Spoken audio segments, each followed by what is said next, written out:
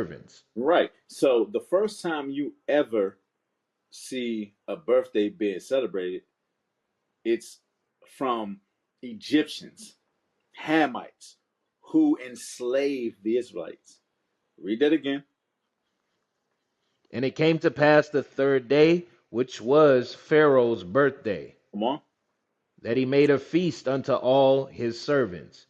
Right. And he So, lifted up, and on Pharaoh's birthday, he put a man to death. That's what he did. And you can read in Maccabees. We ain't got to get it, but another heathen celebrating a birthday, and he forced us to celebrate his birthday. So there's nowhere in the Bible where God tells or commands his people that follow him, to celebrate their birthday. It is a custom that is completely heathenistic in nature. And the people that were celebrating their birthdays, which is a form of idol worship because you put yourself as a god, the people that oppressed us were the ones that were celebrating their birthday. Get that in Job. I'm gonna show you what happens. I'm gonna show you what our people's thought was about their birthday. Job 1 and real quick, Job 1, and then we're gonna get Job 3. Watch yes, this. sir, the book of Job, chapter 1 and verse 4. Read. And his sons went and feasted in their houses, every one his day. Everyone his day. Everyone his day. They were having parties according to their special day, meaning their birthday. Read.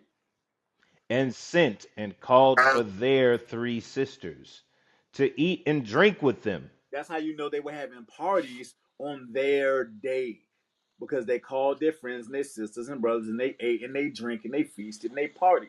Everyone on his day. Now let's prove that this is talking about birthdays. Job 3. Job chapter 3, verse 1. Come on. After this opened Job his mouth and cursed his day. Hold on. So after this, Job, after he went through affliction when his sons and his daughters got killed and he lost all his riches, he cursed what? Cursed his day. He cursed his day. Now, what did he mean by he cursed his day? Because when we read in verse chapter 1, it said his sons and his daughters, they celebrated, they ate, and they feasted, everyone his day. So what does he mean by his day? Read. And Job spake and said, let the day perish wherein I was born. That's the his day he's talking about.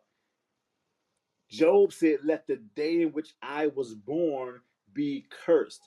Let that day perish. I don't give a damn about my birthday. Only niggas celebrate their birthday. Our forefathers never gave a damn about their birthday. Read. And the night in which it was said, there is a man child conceived. Come on. But let that day be darkness. Uh-huh. Let not God regard it from above, Hold on, stop. neither let Hold on. Don't read that fast. Let God not what? let the day be darkness, let not God regard it from above. Said don't let God regard no damn birthday. So how the hell our forefathers understood that God does not regard the day that you were born as anything special or great? But then we get to Jesus, and now God regards a birthday? No, he regards the fact that his son is going to die for the sins of the children of Israel. He never told you to celebrate his birthday. He never told anybody to celebrate a birthday. And our forefathers understood that. That's why he said, let God not regard that day. Ecclesiastes 7 and verse 1. Ecclesiastes chapter 7 and verse 1. Come on. A good name is better than precious ointment, That means your reputation. Your reputation is better than precious ointment. Read. and the day of death than the day of one's birth. Wait a minute. Stop. So God actually values the day that you die above the day that you were born. Why we don't see people sitting up here throwing death parties?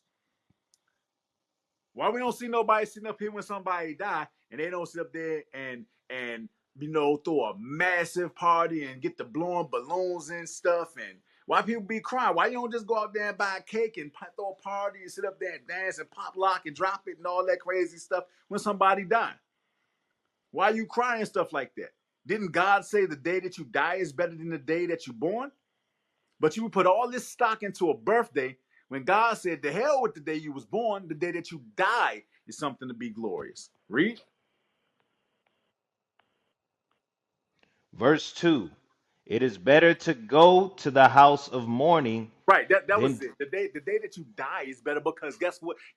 What is the tail of the tape when you die? Your reputation, what you're known for, what you spent your life doing, what people remember you for. What are people going to say after you die? That's why that day is more important. When you born, you just, man, most of us born in the projects, in single parent households with not enough food to eat. But daddy ain't there. Bunch of nonsense. Niggas shooting outside. And what the hell you got to be excited about that day for? But when you pass away and you actually did something with your life, you remembered for something, you fought the good fight, then you can celebrate. You can rejoice because you got a legacy. You got something that God remembers, that God, you got a memorial before God. You got a remembrance in your children and your wife and the people that you leave behind that you touched and that you helped and that you affected in a major way.